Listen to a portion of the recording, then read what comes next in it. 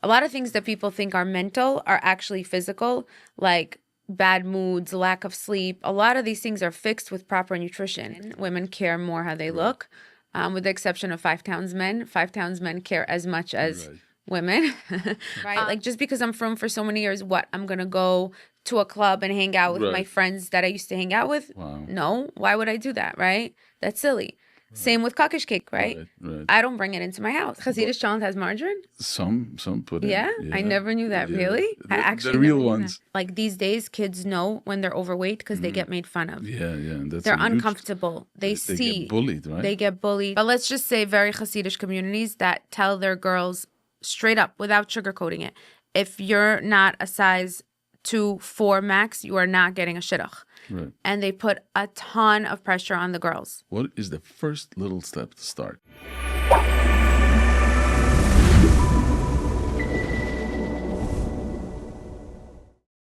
Okay, we have here today an important guest. We are going to discuss a topic that a lot of people struggle with. This is a topic we want to dive in deep about the connection of nutrition and mental health. We want to understand how these two coincide. Our guest, her name is Tanya, the famous Nutrition by Tanya. Welcome to the struggle. Thank you. Okay. What I want to do is I want to ask you a question.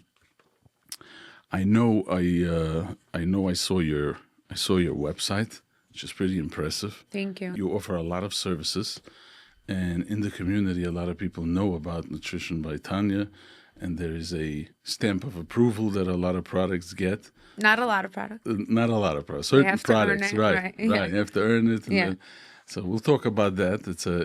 I guess it's a process. But where I want to start is for you to explain to the audience what the benefit of, let's say, signing up now, joining Nutrition by Tanya. You have plenty of locations, right? You have some kind of 12 locations, including in Israel. Amazing stuff. I mean, it's a huge accomplishment as far as business. Thank you. Business point of view. But I want to explain the benefits of someone signing up. Is that what it's called? Enrolling in a in a course or whatever it is. And what is it? Is it a monthly or weekly? How does that work? And what the benefit is as far as coaching or holding a person accountable? And what's the benefit of joining the team of Nutrition by Tanya? Okay, so when someone joins as a client, the first time they come in, it's a 45-minute to a 1-hour initial consult. So we find out what it is they're looking for. Most people want to lose weight, but believe it or not, there are people who want to gain weight in a healthy way, need to gain weight. There are people struggling with fertility. There are people who want to address health issues like high cholesterol, diabetes, high blood pressure. We address that as well. We have parents that bring in their kids to teach them healthier eating habits. We have people that neither want to or need to lose or gain weight. They just want to eat healthier, just for their health, for their bone density. As they're getting older, they're thinking about aging. So really, it's whatever the person is looking for. Now, you mentioned fertility. What's the correlation between fertility and nutrition as far as... if you can explain a little bit. So there's two things. One is when someone is at a healthy weight, they have a higher chance of getting pregnant. And then even if someone is at a healthy weight, when they eat healthier, they have an even higher chance of getting pregnant. Right. So they're aware of it from their doctors, or the doctors recommend them to... I don't think doctors recommend it enough. They should. Right. So sometimes an organization they're working with will tell them. Sometimes they have a friend that lost weight and got pregnant. Sometimes they do their own research. I don't know if doctors talk about it enough. Enough, but they should have, is what you're saying. So with male fertility, we have men that come in because they do hear from their doctors that when they lose weight and eat healthy, their sperm count goes up tremendously, which everyone knows impacts fertility. So that's a huge factor that doctors do tell their male patients. Wow, that is very important. Now, as far as, so is this a weekly visits, monthly, bi-weekly? How does that work? So it depends. Ideally, people should come in weekly. But life is busy and not everyone can. So some people come in every second week, every third week. When someone's on maintenance, like they already lost all their weight and now they're maintaining, they could even come in once every couple of months. And in between, every client has our cell phone numbers. So even if they're not coming in, they're connected. They're texting us, they're reaching out, asking questions, getting support. Right. And the benefit is that a person knows that they have to answer to somebody. There's some sort of, first of all, you got to pay for it. Yes. And that also anchors you down to a certain place, because giving advice just like that, the people just take it and it just flies out. You know what's interesting? We donate to Chinese auctions and all these things. People that win it as a prize don't take it as seriously as people that pay for it, 100%. Right. So accountability, so paid accountability. Right, right. So that is very good. And as far as life coaching, this is part of coaching, right? It's not just I'm giving you information about nutrition and go home. It's about you're looking at the entire picture of the person. Like if someone comes in and, whatever, they're not happy, their moods are not the way they want it to be, or they're not happy, I don't know. So you examine the entire patient from the mental state of the patient, and you try to see. So we're not therapists, obviously, to clarify. We're not therapists, right? If someone has a serious condition, it's not something that we are qualified to do. We're not therapists. But because we work with so many people, we're intuitive and we know how to pick up on things. But just to clarify, eating healthy takes care of a lot of things that people think are mental are actually physical, like bad moods, lack of sleep. A lot of these things are fixed with proper nutrition. Wow. And it's very good news when somebody thought something was mental or emotional, and it's just physical. It's easier to fix. Right. Cheaper, faster, easier, right? Like a good night of sleep and, and hydration. Right, exactly. Eating properly, not being moody from all the sugar crashes, right? Right. However, people do have other issues, right? So whatever we are able to address, right, within our scope of, whatever it is. But I always say that we do like probably 60% therapy and 40% nutrition. Wow. Maybe 70-30. 70% therapy, 30% nutrition. But that's amazing, because you feel that the mind and the body works together. The messages, 1,000%. Which means if someone is stressed out, it would take a toll on the body. And people think it's only the body.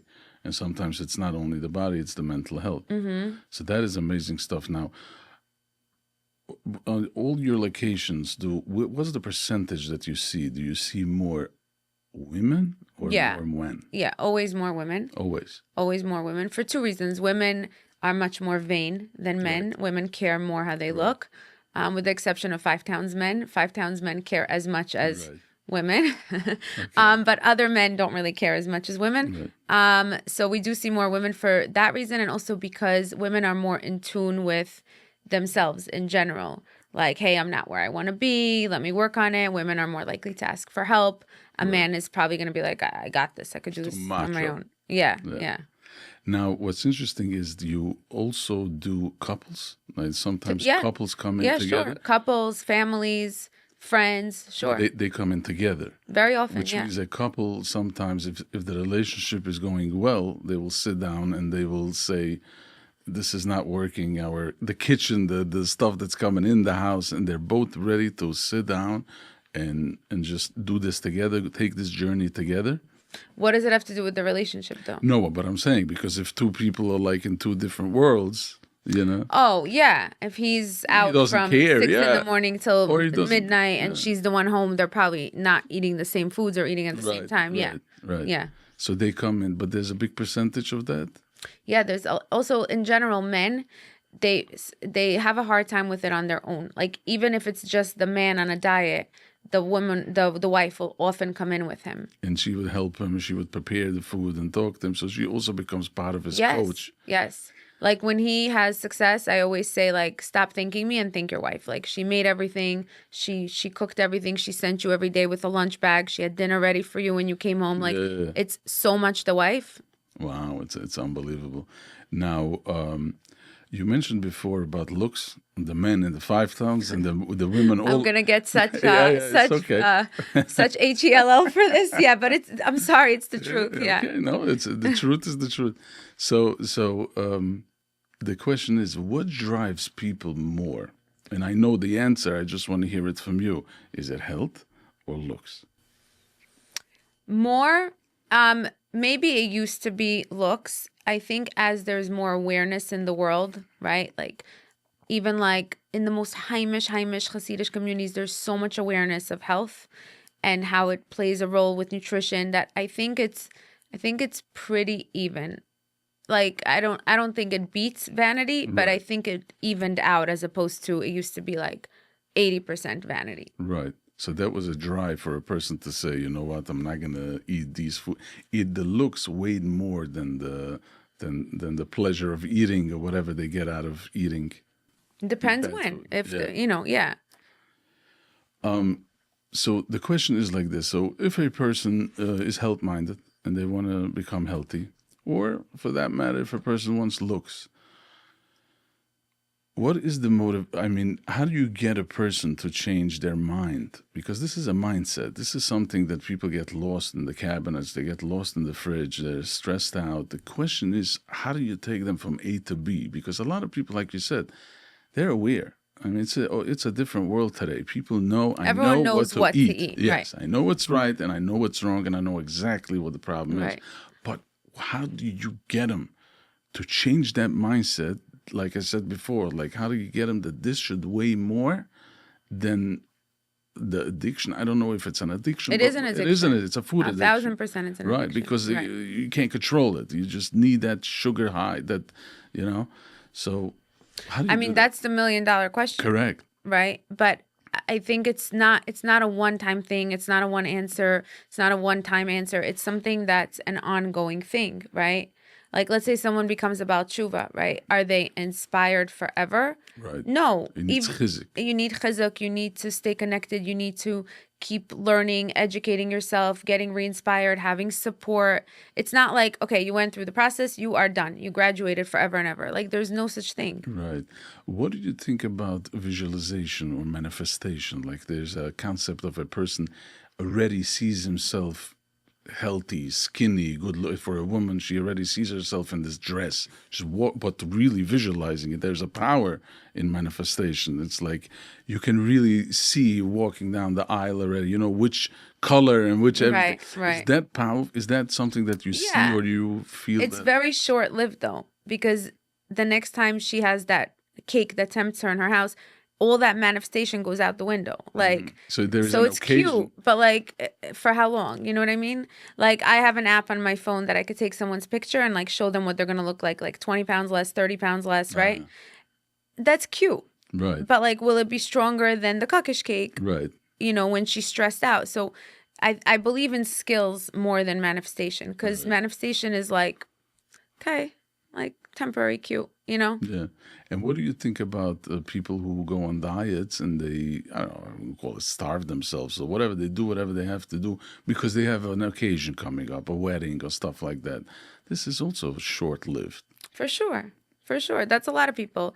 They have the simcha, they want to look good for the simcha, and then like by the time you see them next, like a few months later, they're bigger than they were before. For sure. But is that healthy to do something like that, to do a crash diet like that? And they know that. Yeah. You think they don't know? They know. Right. But they do it anyway because they just want to, whatever, they have that goal that they want to look amazing for the wedding.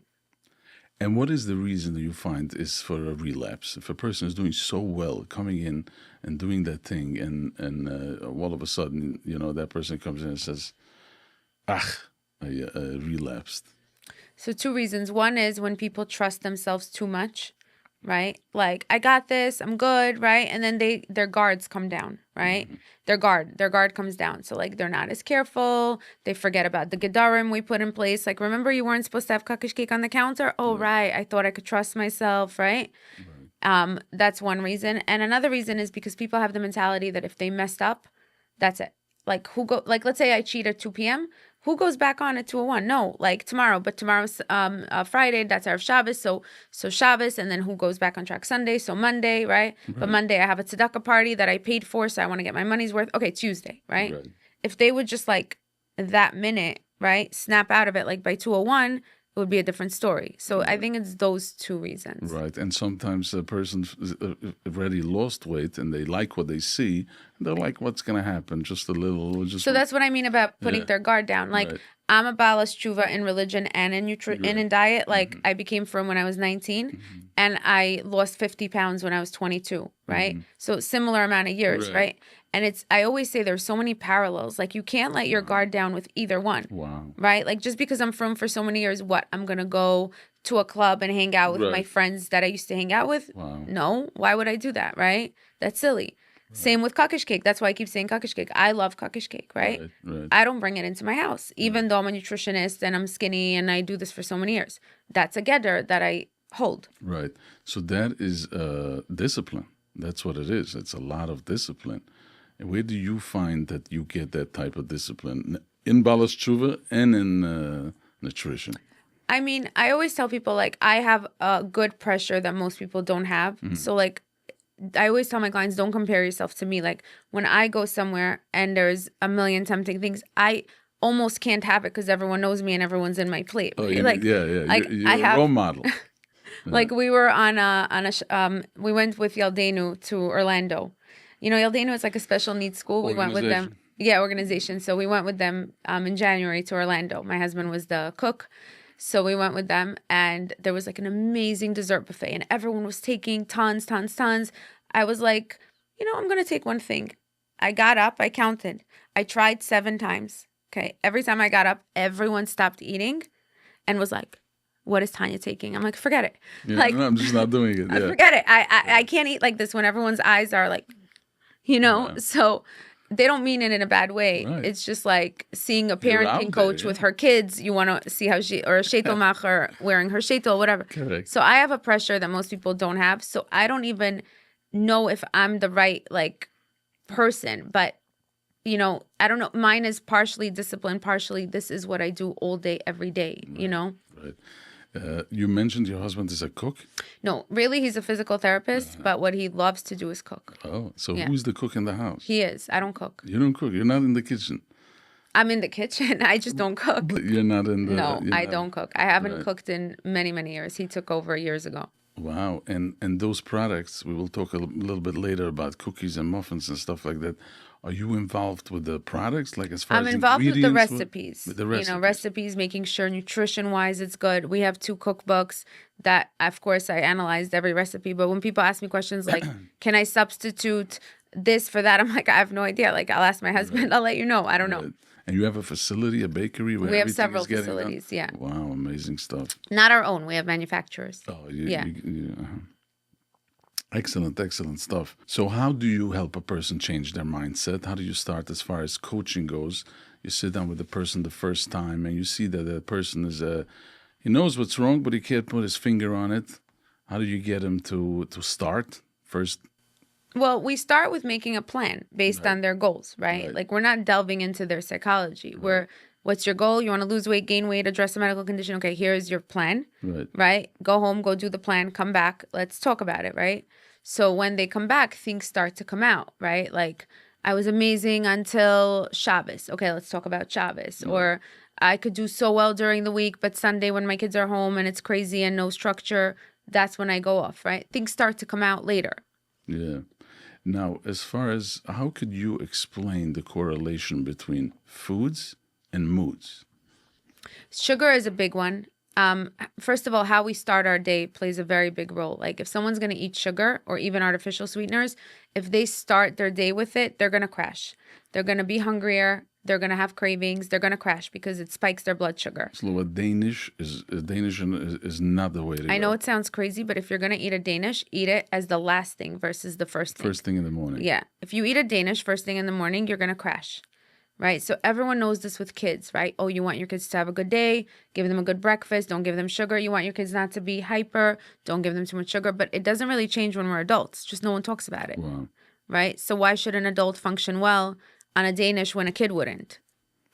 Now, as far as coffee, sugar and the coffee and stuff like that, I mean... That's sugar. Everything. A bagel also has sugar. White flour is also not a great thing to start with, right? So A, it's what you start your day with. B, it's important to eat every few hours so you don't get hangry, like hungry, angry, right? When people snap at each other or are moody, right?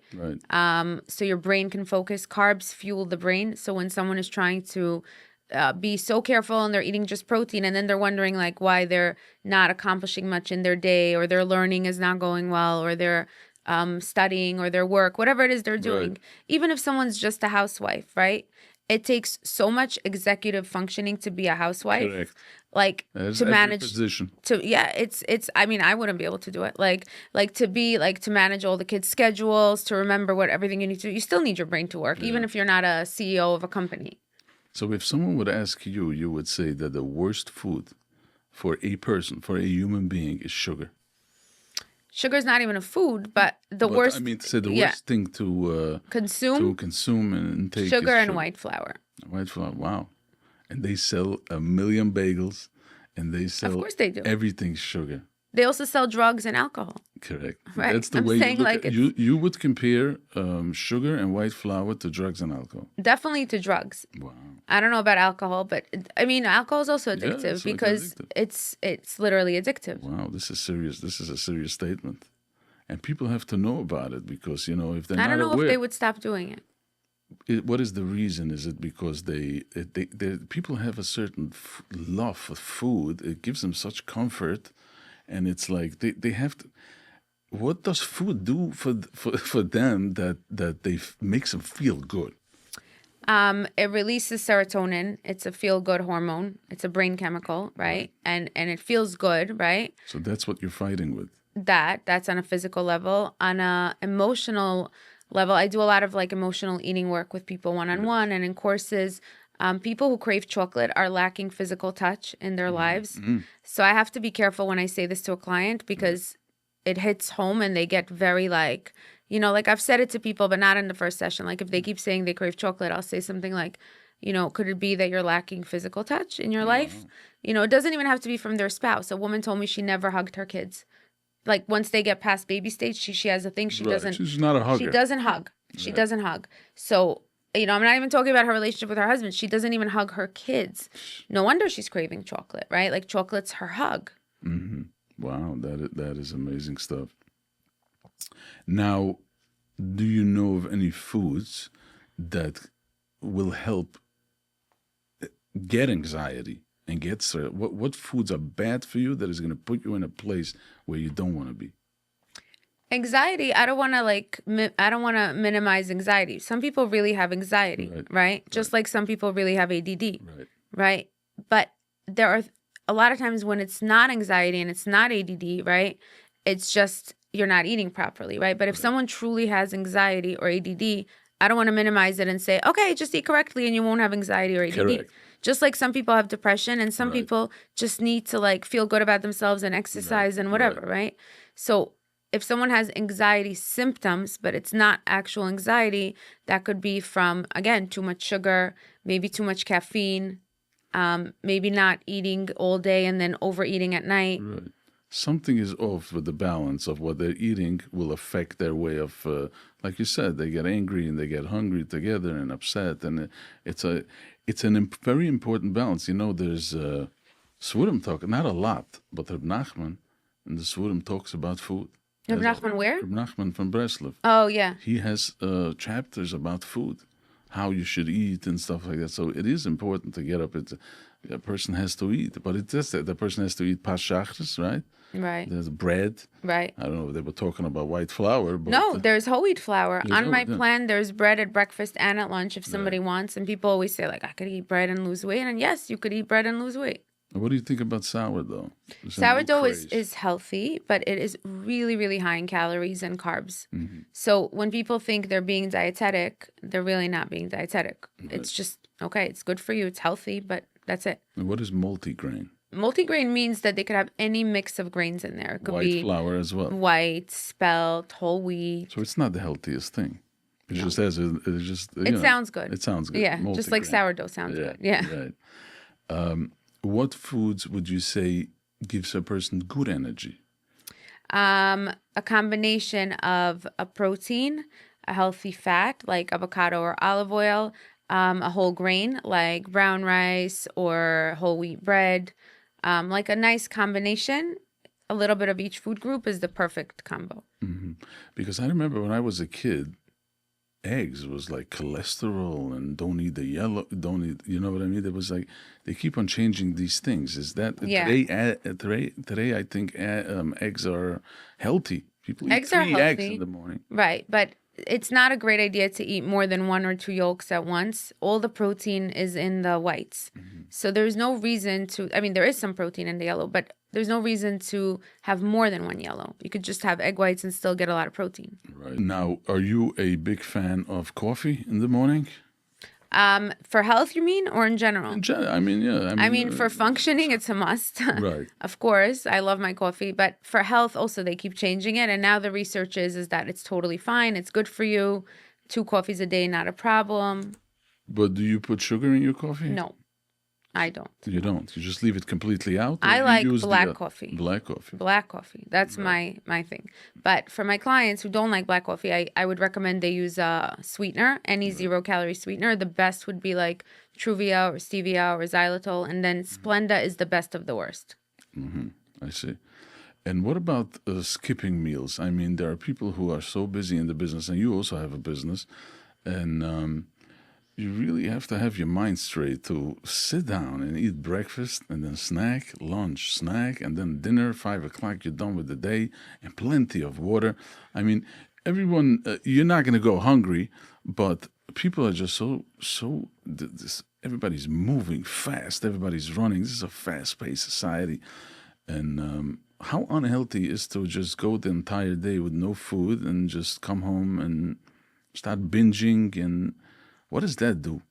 I mean, it's overload. It's like, let's say when you get gas in a car, right? Nobody likes getting gas. It's like the most annoying errand. Do you guys have full service? We don't even have full service. You have? No, in Jersey they have. Oh, in Jersey. No. So it's the most annoying errand, right? So like, why can't you just fill up your gas tank for the next month? Right. Right? Right. But you can't. Like, it can't handle it, right? The gas tank has a certain amount. It can only go a certain amount. So your body is the same way. Your stomach can only handle a certain amount. It needs to digest the food. It needs to metabolize the food, process the food. If you're overloading, first of all, you get too hungry and you'll eat too much. Right. Second of all, your body is like literally asking your gas tank to hold a month worth of gas in your gas tank. Right. But it's out of control. It's not something. Is the awareness? Where does that shift happen? That's what I want to understand. You know, like things happen when people want it to happen. This is not a mental thing. This is not like, I mean, it is, but it's not like let me rearrange my whole life. Like a lot of these people that you're talking about, they go to Shachris Mincha Maariv. Right. So you have that 15 minutes to sit down at the table. You could eat while you're working. Like no one said you have to like stop working, meditate, think about your food. Like it's not that complicated. Like you could eat while you're working. Right. It's just that I don't know. They'll rather run and eat in the car and grab from the gas station whatever they can. It's just food is the last thing on your, not for everybody, but food is the last thing on the list. It's the more important things to do, like the business or right. Yeah, but then it's not that they don't care about food. They're just not in tune enough to like realize when they're hungry. That's why it's good to have it on a schedule versus like wait until the perfect moment when you're perfectly hungry and everything is in front of you and whatever. I know people that were saying that they eat every day the same thing for this reason. You know, it's like some people wear the same thing every day, just like, you know, a t-shirt and pants because it's easier. So they have their routine. I eat 2 eggs and whatever. Yeah. You recommend that? It's up to them. I think some people do better like that because when you have too much variety, you have too much margin, like error margin. Like, okay, what if, like the people that want like a party with every meal that has to be exciting, has to be special. Like, no, food is food. Like you could find excitement in other ways. You could sometimes have exciting food, but food is food, you know? Right. And what about metabolisms? People are like, some people say that this is part of a person's life and some people just can eat as much as they want. Don't even get me going with those people. I know, I hate them. I'm not jealous of anyone except them because I work so hard to stay skinny, and like those people just like it's just they eat whatever they eat the entire table, and the next morning you don't even see anything. I know. And then there are people who just look at food and they become fat. Okay, that's not true. Okay. When people say that, I'm like, go ahead, look at food, let me watch you gain weight. Like, I hate when people say that because no, it means that as soon as you touch something, I get it. Right. I get it. No, so there is something as like a metabolism, and can you make your metabolism more healthy or not? First of all, Hashem makes people be born with a certain metabolism, right? Same way, like, you could have a few kids, and you could have a kid that barely studies and gets 100, and you could have a kid that studies for a week and gets an 80, and that's his best, right? That means that's his best. So same way Hashem makes metabolisms, right? Now, if you have a person that barely studies and has an amazing metabolism, then like you could hate them even more, but whatever, that's the way Hashem made them. So you can't ever be that person, but you could take your metabolism from where it is and make it better. Right. It's never going to be that. Right. You're never going to be that person, but it could be better. The way to do that is to drink more water, to eat every few hours, and to do exercise with resistance, like not just walking, swimming, whatever, but like weightlifting, Pilates. Heavy. Yeah. Now, so that means that a person can manage his metabolism to burn enough food so that you can maintain your weight. It's not like the end of the world that you have a slow metabolism, right? No, some people will always have a slow metabolism, but we can make it slightly better. Right. Now, what do you think about, let's say, stress or trauma that someone goes through? Does that affect the digestive system? It can. I mean, when people are stressed or they go through a traumatic event, their body could shut down. Some people react by overeating. Some people react by not eating at all. Right. Like I have a lot of clients, girls in shidduchim, like when they're in the middle of like a serious, maybe they're going to get engaged, they literally can't eat. Can't eat. I notice when people marry off or when people have events, tremendous events, food is the last thing on their mind. I mean, it's just, you know. Right. It just takes them over completely. Right. So it's temporary, right? If someone's going through a long-term stress or long-term trauma, that's a different story. But dating, they're either going to get engaged or break up very soon. Like, in our world, not going to go out with him for 2 years, Simcha, the simcha will come and go, But also stress releases cortisol, which is a hormone that prevents weight loss. Mm-hmm. So lack of sleep also. Right. So if somebody could help it in any way, like try to get more sleep, exercise to reduce stress, right? Then great. Wow. You mentioned before emotional eating. What is that? Explain emotional eating. Emotional eating is basically eating for any reason other than either you're hungry or it's mealtime, right? Mm-hmm. Like mealtime, even if you're not hungry, is mealtime, right? But eating for loneliness, boredom, stress, stimulation, or you're in the middle of distraction, watching something and you want to eat. Right. Habitual, like a movie or a car ride. Anything that's not to feed physical hunger. Mm-hmm. So this is your core foundation is you try to explain your clients that emotional eating is out. I will give you a plan. Breakfast, lunch, and dinner. What do you mean emotional eating is out? Like you have a problem, you can't do it? Which means that you don't buy a bag of popcorn in the car just to, I know, but you can't just like take someone that's like imagine like a guy that's like a smoker and you're like, okay, you want to change your life? Okay, stop smoking. Yeah. Like it's much more complicated than that. You can't tell someone like, okay, no more emotional eating. Right. Great. So what do you do with someone? I mean, it's a long process. Like it really is a lot of work. I have an online course for it. I do it one-on-one with people. I do it in groups. It's a process. It's a world for itself. Yeah. Wow, that's amazing stuff. I hear a lot the word gut leak. Gut health? Gut health, and you have a gut leak. Most people don't know it, and this puts you in a crazy, moods and this. What is gut health? Explain it. Gut health is it's very important to have probiotics, right, for your gut, which is why people will take a probiotic. You could also eat foods like yogurt, but you would have to eat a lot of yogurt to get the kind of benefit you would get from a probiotic. Mm-hmm. So it's actually most people don't have gut issues, right? But as a preventative measure, if people are concerned, they could take a probiotic. What does it do for the digestive system? What does it do for weight? So weight, if a lot of bacteria accumulates in the gut, which is not super common. Like when people are looking for a problem, they're like, maybe there's bacteria in my gut, and usually there isn't. But if there were to be, it can affect weight. So, what do you recommend for a good mood for a person? For a person who is on a healthy diet and they have, they eat 3 meals a day and 2 snacks.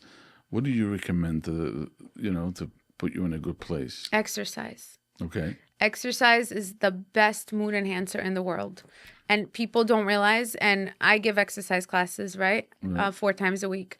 And there's also personal training. Yeah. There's classes. And you covered the whole spectrum. Even before I did nutrition, I gave classes like longer than nutrition. And I realized probably like 5 years into it, like I used to be like what everyone thinks. Oh, you exercise, you lose weight, you fit into smaller clothing, you lose inches, which is true. Yeah. You do lose inches and fit into smaller clothing. But then I realized this is like a game changer for your mood. It's like I see people walk into my class one way. Tired, hi, morning, whatever. Some of them don't even answer when I say good morning. They just went through like a mad rush of getting the kids on the bus, right? Maybe their husband complained about something. Maybe there was traffic, no parking, right? Within 15, 20 minutes, these same women are like, and everyone walks out like so happy, so energetic, ready to conquer the world. It's like putting on rose-colored glasses. In a natural way. In a natural, healthy way. Now, when you say exercise, is it you must sweat? Or just a nice walk is also exercise. Walk is beautiful fine, part. But anything that releases endorphins, right? Like meaning you need to like work up a little bit. Like you need 20 minutes to release endorphins. Endorphins is the feel-good hormone. So as long as you exercise for 20 minutes, anything you enjoy, you release those endorphins. Right, but a leisure walk would release endorphins? Probably not. Probably not. A leisure walk is nice for the outdoor air, for whatever, but you need to get those endorphins. To get that energy, to see that change in that person, they must sweat a little bit. Yeah. That's what it is. So if someone is listening to this and is thinking to himself, or she is thinking to herself, you know what, Tanya makes a lot of sense. I want to take my first little baby step, okay? We're not... the food business is not in control right now. I want to take one. I don't want to take over the whole world, exercise and start and this and that. What should they do just to take one? What did they cut out? What is the first little step to start? I think drinking water. Okay. Because drinking water, like I call it like the umbrella that covers everything, right? Like A, you'll prevent false hunger when you're hydrated. B, you will have more energy. C, you'll speed up your metabolism, right? So I think just even drinking more water is like the most amazing first step. Wow. Now, this is before meals even? Yeah. Nothing to do with meals. Meaning if someone's going to take a step, just like drink more water. So it means now if someone is ready to sit down by breakfast or lunch and is hungry, whatever, wants to eat, wants to enjoy the food, you drink water, you fill it up. No, it's you don't feel like a bottomless pit. Like you feel like you're more like eating like a mensch. And you can still eat. Yeah, you still enjoy the food, even though you had some restaurants they give water on the table before the meal. But they try to. If you notice, they try to have you order first. Because you'll order more. Order with your eyes. Yes, you'll order more. If you drink water first, you'll order less. Yes. If you don't drink water first, you'll order more. Wow, it's interesting stuff.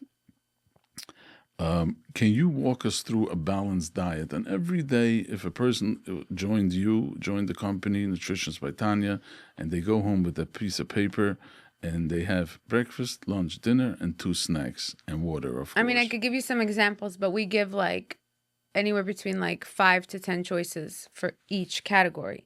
So I could give you like one, right? Like for the sake of not talking for an hour. Is it customized for everybody? Yeah. You ask them first what is their like wish list as far as food goes? Not really, because then they're gonna say things like fettuccine alfredo and like codfish cake. But we give them choices, and then based on their choices, we customize the amounts based on the person, like a man versus a woman, pregnant, nursing. How much weight there is to lose. Like the more weight there is to lose, the more food they get. Mm-hmm. Excellent. So what is, give me a standard, what comes to your mind? So let's say breakfast could be like a Royal bagel, which is the 70-calorie whole wheat bagel that I recommend, with 1 egg and 3 egg whites and some vegetables. Then snack could be one of our muffins or cookies or cheesecake or a protein bar. Lunch, they could have, again, either bread or wrap or crackers. Or if they want a grain, like a cooked grain, like a sweet potato. And then proteins could be anything like tuna, turkey, cottage cheese, baked falafel balls, vegetables. And then their next snack would be like, again, either like a muffin, a cookie, a cheesecake, almonds. And then dinner would be a protein, like chicken, fish, or meat, with a grain, like a sweet potato or rice, and vegetables. Pizza once a week, sushi once a week, 100 to 150 calorie treat every night if they want, right? Because remember what I said, like the sugar is best later in the day. Right. Fruits throughout the day. Wow, it sounds so simple. It sounds simple. It sounds appetizing. Right. It's just that to put your mind to it, like, It's not that complicated. It's not that complicated. No. You make it sound so easy. It's not that complicated. I think people overthink things, It's not complicated. Yes, it takes some prep, but like in general, people really overthink things. Right. It's like I'm getting a new job now to take care of my food. It's not so complicated. I'll tell you the issue. Like for a woman, if this was for her husband or her kids, it would be done in a second. No problem. Right? Everything prepared, everything shopped for. The kids would walk out with the bag. The husband would walk out with the bag. When it comes to themselves, women don't forget themselves like me, Like forget being first on the list. Sometimes they're not on the list, period. Right? So like, let's say I tell a woman, oh, I see you did great, but like, how come you didn't have any vegetables this week? And she's like, I don't have time for a salad. I'm like, did you make your family salad? Yeah. Sure. Did you give your husband vegetables? Of course. Right. So like, why can't you just like rip open a bag of checked lettuce? Right.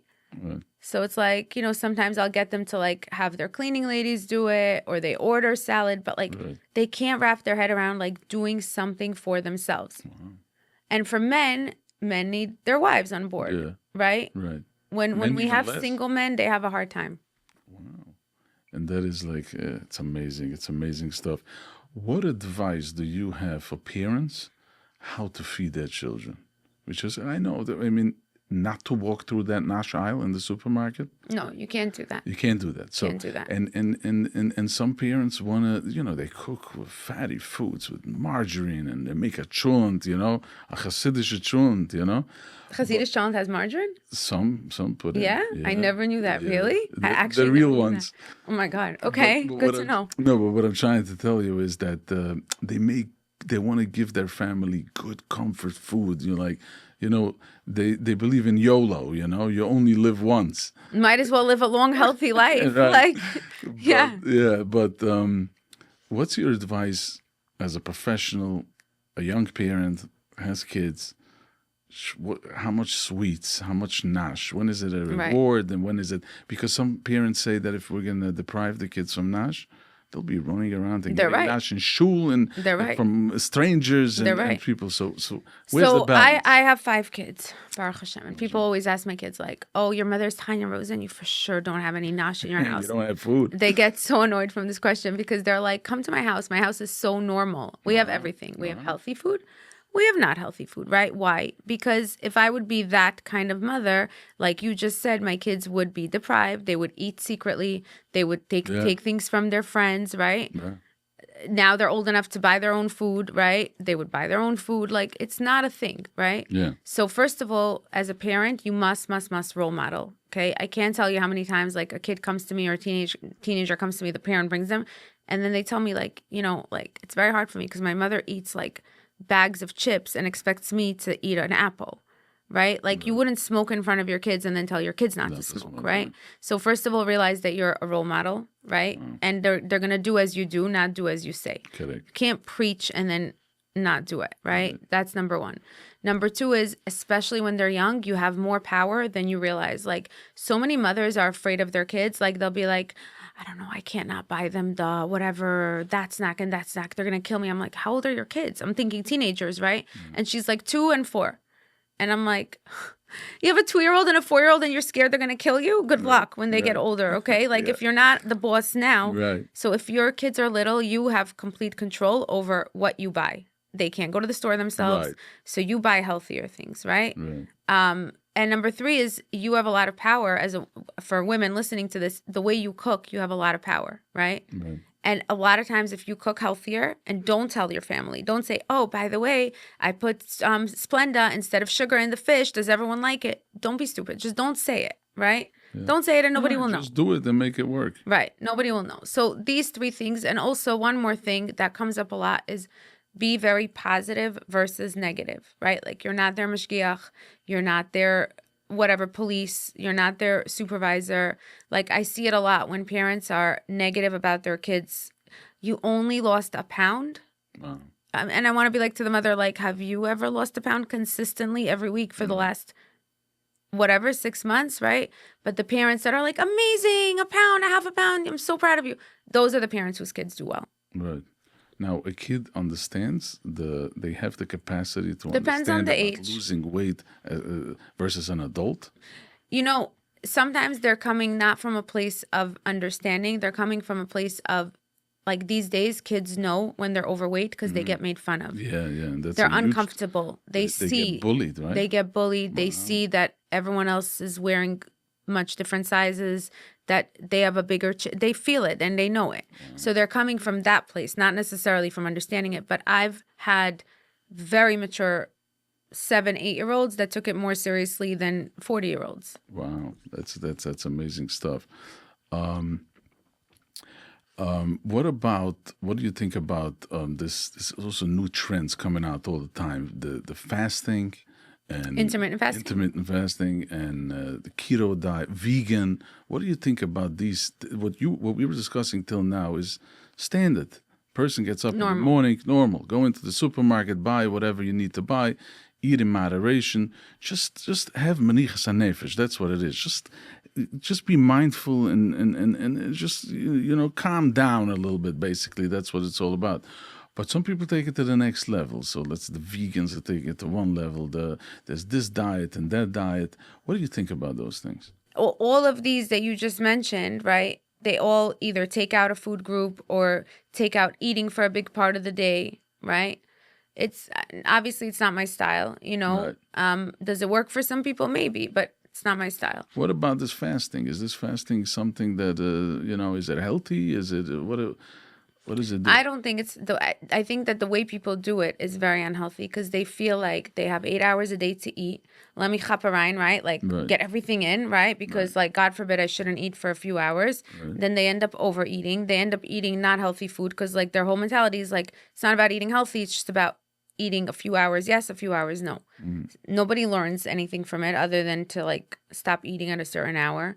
They end up skipping breakfast because like why would they skip dinner? It's easier to skip breakfast, which is not healthy. So.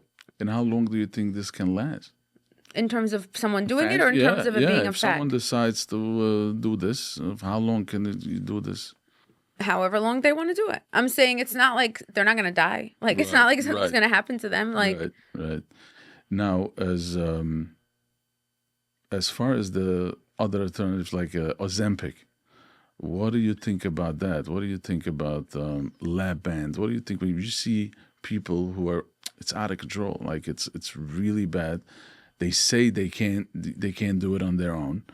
Are you a fan of No, obviously I'm not a fan, but a lot of these people that are like, I tried everything. Right.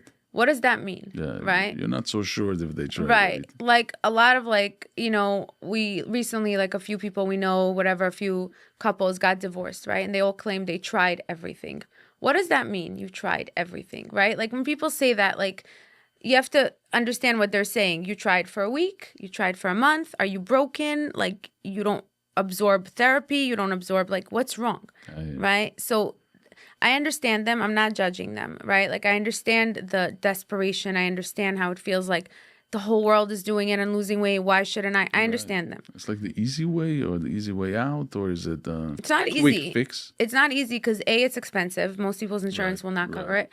B, if you're not going to stay on it forever, you're going to gain everything plus. So Correct. I don't know if you want to call it easy. You could call it short term. Short term, yeah. Because at the end of the game, it's it has to be a mindset. There has to be a healthy mindset and understanding that, like you said, it's not that complicated.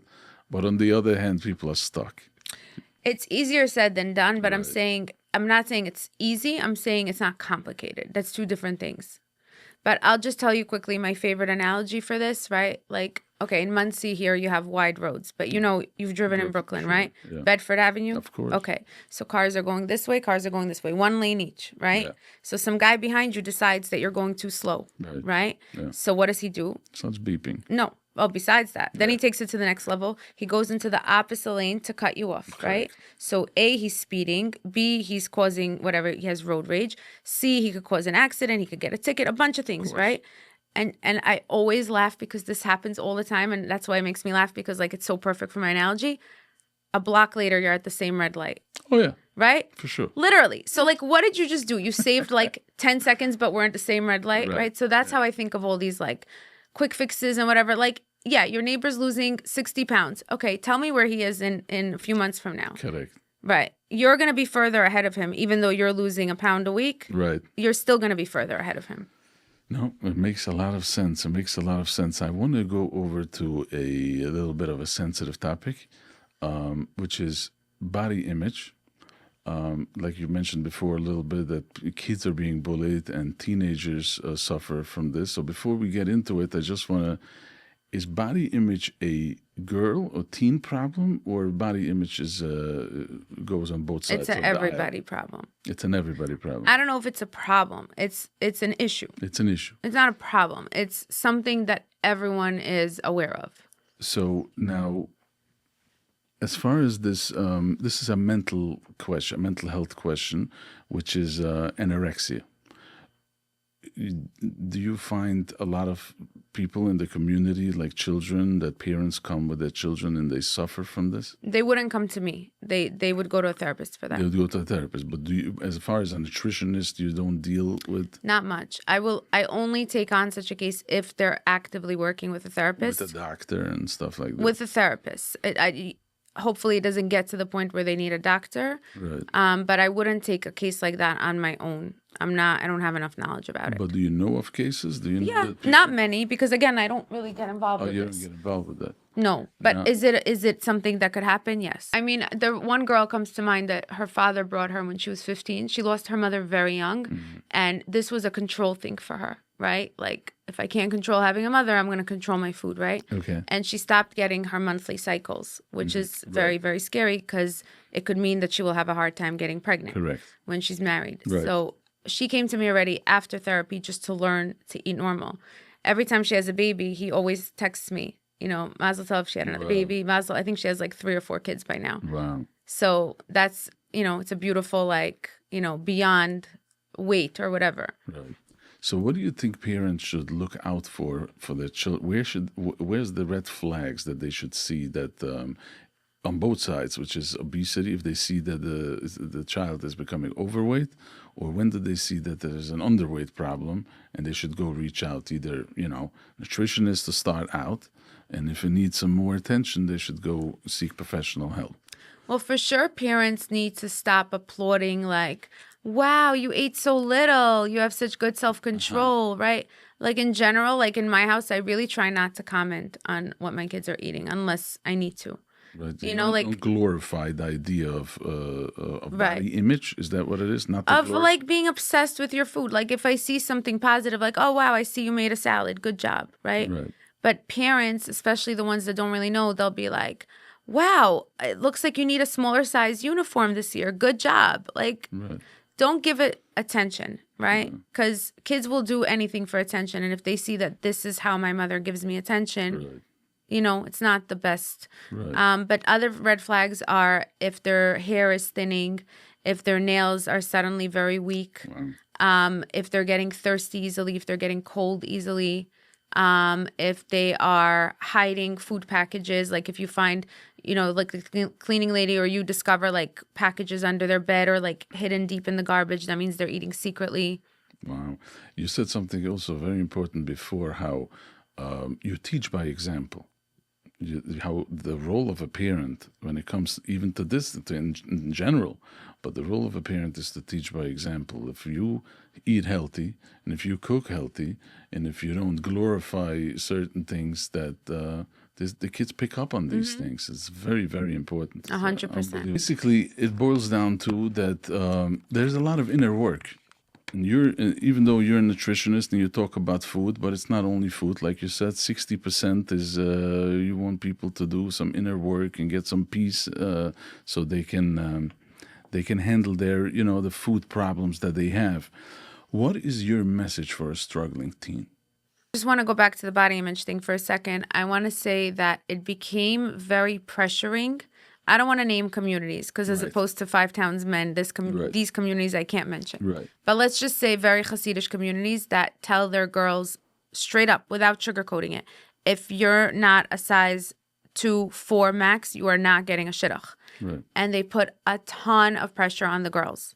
Now, I'm not stupid. I'm not one of these people that think like, oh, if a guy really likes you, he'll like you at any size. No, it's a shidduch or b'sho. He doesn't know much about you. Right. He's seeing only how you look, right? The first thing he does, he sees. Right. And even the most Hasidish, whatever, they're not that sheltered anymore and like they know whatever. But to say this to your daughter is like one of the worst things you could do to her. Okay? So I just want to mention that. Look, I'm not going to tell you like, don't worry, love yourself the way you are, right? Like, I just will tell you that whatever bothers you is fixable. You don't have to be a size 0. You don't have to be a size 2. You just want to get to a better version of yourself, right? Like even when people tell me, I want to be skinny like her or I want to be skinny like you, meaning me, I say, why? Let's be skinny like you. Right. You're skinny, not me, not her. Like Hashem makes everybody differently, right? So the girl could be the best version of herself, right? In a healthy way. Now, when you're young, when you're a teenager, you have an amazing metabolism, better than it will be. Don't ruin it by crazy dieting, right? Don't follow the crowds and do crazy things. Take advantage of the fact that you have your mother who cooks for you and is paying for this. You have a support system, right? Just do it in a normal, healthy way. Wow, it's a beautiful message. A beautiful message. I want to talk about a little bit personal stuff. I want to go over to the business part of what you're doing. How do you, as a entrepreneur, which is something to be very proud of, a woman entrepreneur in the business, how do you juggle family and business? So, it's I'm happy you didn't use the word balance because like it's not really balanced. Like my family is very involved in my business and my business is even involved in my family. So it's not like balance. Like there's some days where my business gets 80% and my kids get 20. And there's some days where my kids get 90 and my business gets 10. Not even days, there's some hours, right? But I have certain things that there's times where I turn my phone off. Which is, speaking of role modeling to your kids, now that they all have a phone, right? I always tell them, if I could turn my phone off, you could definitely turn your phone off. Right. So we have times where we all turn our phones off. There's times where I turn my phone off. I go on like little dates with each kid once a week, just to like 7-Eleven, talk in the car, drive back, 15 minutes. And it's a game changer. I started doing it a few years ago on my busiest night, which is Tuesday night when I'm out the whole day. Right. I don't even walk into the house. I'm in the driveway, kid 1, come out, next, right? Wow. And it's amazing. It makes a huge difference. And my husband's around a lot, which helps. And what else can I tell you? It's not, there's no formula for it. It's just, give them your all and explain to them that I'm working hard. Mostly, yes, I enjoy it. I love it. But also for you guys, like for your future, for your weddings, for all the million sweatshirts that you say you need, Aviator Nation and Lululemon and Aloe and whatever, We're in this together. Right. Exactly. Yeah. Like I filmed a video for kosher.com, like cooking with kids. And my kids were being like, I'm not in the mood. And then my husband's like, guys, mommy does this for you, right? Yeah. And they're like, fine. So we managed to film it. Excellent. That's very cute. How do you manage time management? And you're busy. You're very busy. I'll tell you the best advice. Shout out to my awesome client, Saul Greenberger, who gave me this advice a couple years ago. And literally, I thank him in my head 5 times a day. He told me to turn off my WhatsApp notifications. Wow. First of all, my phone is always on silent. Like when you told me to silence my phone, I'm like, I don't even know what my ringer sounds like. Always. Not even not even when I'm not at work. Because I don't want to hear it, right? But I turned off my WhatsApp notifications a few years ago. We have, for work, 97 WhatsApp chats, just for work. Wow. 97. Wow. Maybe there's more by now. And each kid has a class chat, and there's a shul chat, and there's a upstate chat, and there's everything, all the neighborhood chats, whatever. So if my WhatsApp notifications are on, it's so distracting. So that was the best advice I ever got. Other than that, I make lists every day. One column is who I have to call. One column is things to do out of the house. And then the bottom is things to do. And the back of the page is things to do at night. Wow. So it doesn't distract me by looking at it. And then because I see clients most of the day, right, I don't have all day to do everything else. So I have very specific times where this needs to get done. And you delegate the rest. I delegate tons. And that is very, very important in a business. Tons, yeah. So you have a lot of experience as far as running a business. And this came with time, or you always had this, even when you were... No, it came with time. It came with time, where you learned how to do it. So what motivates you every day? It's funny you mentioned that word, because I always tell my clients I hate that word. Like when clients say motivate me, I'm like, stop, don't say that word. You know why? What gets you out of that? Okay, you know why you know what the problem with motivation is?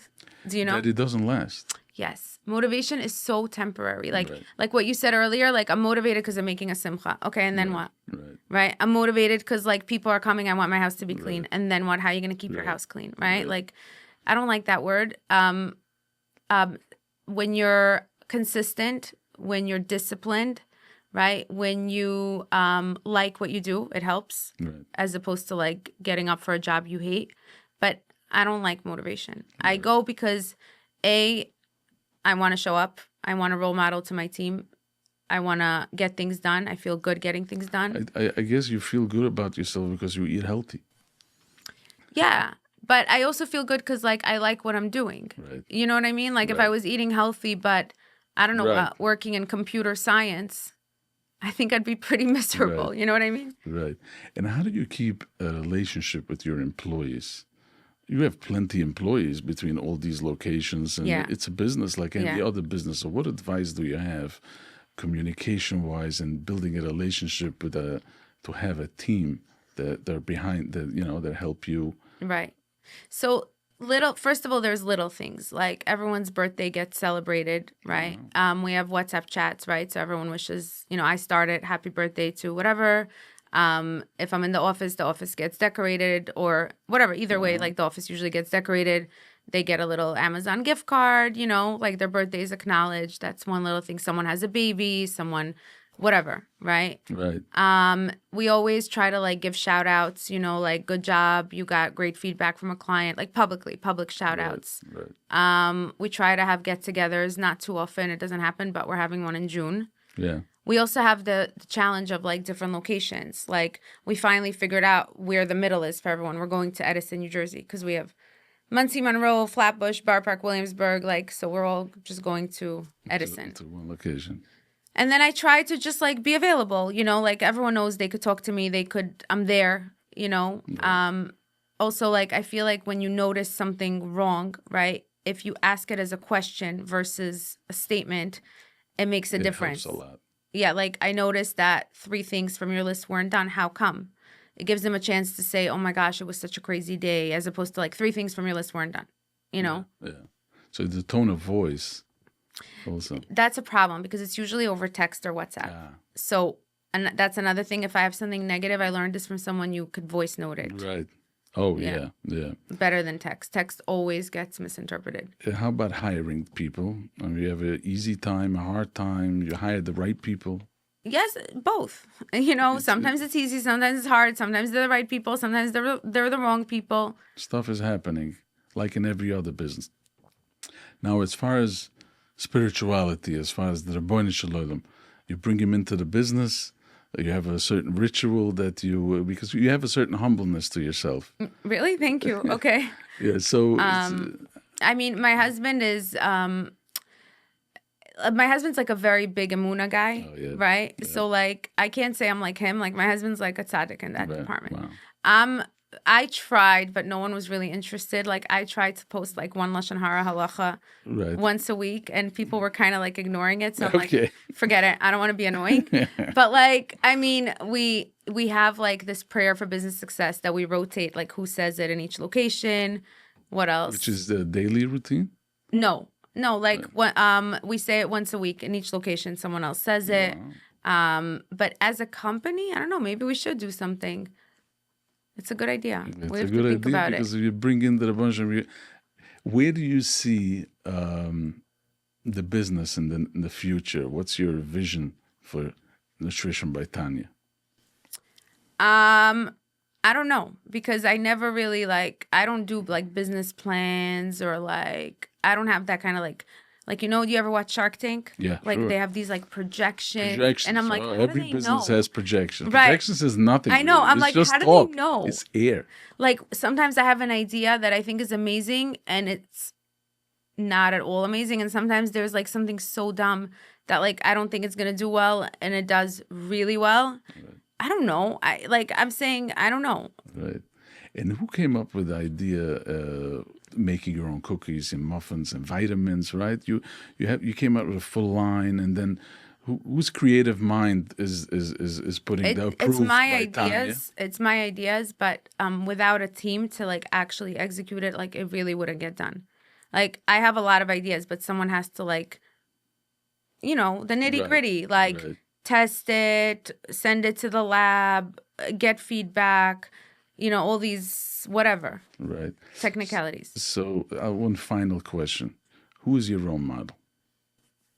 It's a very good question. For sure my mother. She immigrated twice, once from Russia to Israel and then from Israel to America. Mm-hmm. So she taught herself 2 different languages. She worked a million jobs just to put food on the table. Wow. She was completely selfless always. So for sure my mother. Wow.